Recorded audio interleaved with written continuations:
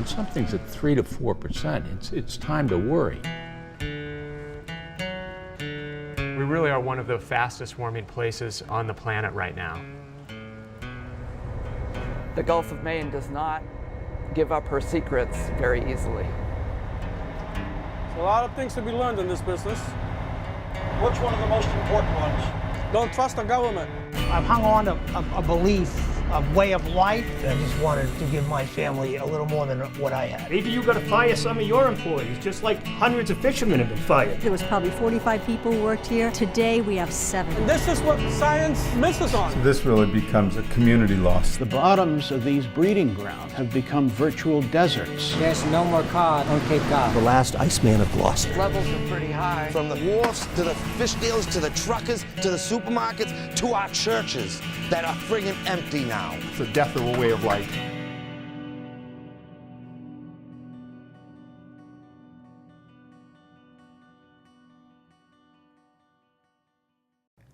Hi, I'm Brooke here with Steve Liss from Sacred Cod. We're going to ask him a few questions about the movie today. So what interested you about the fishing industry in Gloucester? Well, before I came to Endicott, I was a staff photographer for Time magazine for 25 years. And in 1992, they imposed a codfish moratorium in Newfoundland, Canada, very similar to the one they imposed in Gloucester, Massachusetts, and Time sent me up to cover it. So I spent a couple of weeks up there documenting the effects of the moratorium on the fishermen, on the community. Essentially, that entire province is dependent upon, or was dependent upon, the codfish, and that particular moratorium plunged an entire province onto welfare in one day. So when this was happening now, 10 miles away, I thought this is a story that had to be told. You know, also, the implications are broader, I think, than just the fishing industry. I think you have to talk about trying to find that elusive balance between long-range, long-term environmental obligations and interests and the needs of communities and of workers in a struggling economy. So it had not only, excuse me, not only a good story about fish and about fishermen, but I think a story that had universal importance in this day and age. So I thought it was worth doing. It's also highly visual. Absolutely. Which, as a photographer, filmmaker, So in telling this story, did you find any emotional or personal connection to Gloucester? Oh, a deep one. I love the community there. It's wonderful, and the people of Gloucester, for everyone from Mayor Safatio Romeo Taken, she's a documentary in herself. She's wonderful, and Joe Orlando. People opened up their lives. They invited me into their homes. They took me out on their boats, despite seasickness. I talk about the movie as 2.5 years of seasickness, and they were wonderful. So it's hard to be involved in a project like that and not feel a deep affection for a community and for the people of the community, and also concern for where that community is going, for the livelihood of the people involved, and for a 400-year tradition which is in deep peril.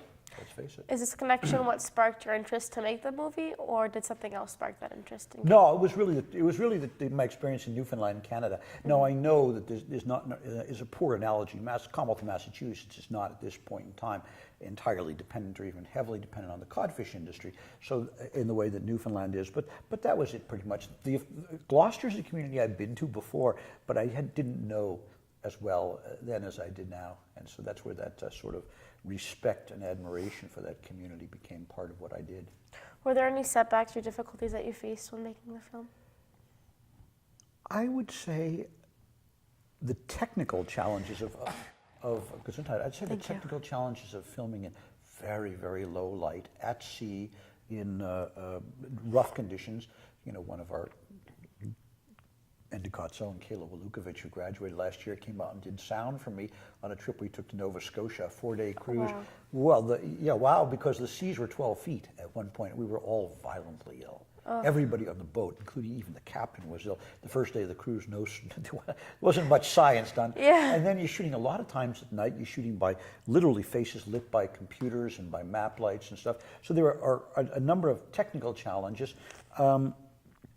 The other challenge, I think, was to find a story arc. What we ended up with was a series of vignettes that presented themselves throughout the film, and it's a less traditional story arc than it might otherwise be. But I think we tried to see this we tried to create a film that was balanced, that showed the perspective of the fishermen at risk and also the perspective of the environmentalists who are trying to protect a species that took nature millions of years to create, and that we could be jeopardizing in a very short time.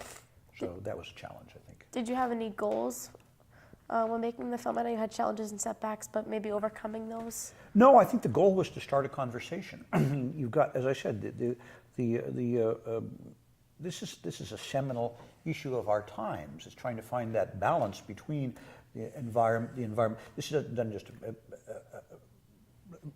apply to fishermen. It applies to the coal mines, to the energy industry, Bureau of Land Management out in the west, the cattle ranchers. So I think that what we're trying to do is encourage communication, trying to build some trust where there's mistrust, and start a conversation that I think we need to have.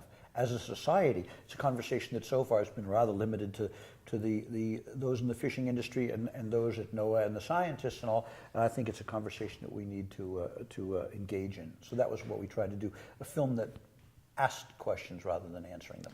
Is this, would you say, I know there's probably something you want your viewers to get out of the film. Is that something you would say, the sparking the conversation? I think so. I think an appreciation of the different worldviews that various people have for this same shared resource. Mm-hmm. We're all, in some measure, be it fishermen or be it environmentalists, stewards of this shared resource, which is the ocean and the fish in the ocean.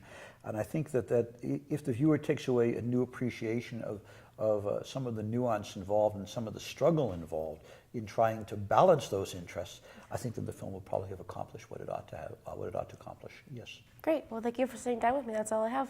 Oh my gosh, I'm delighted. You're kidding. Anytime, you make it easy. Thank you. Thank you very much.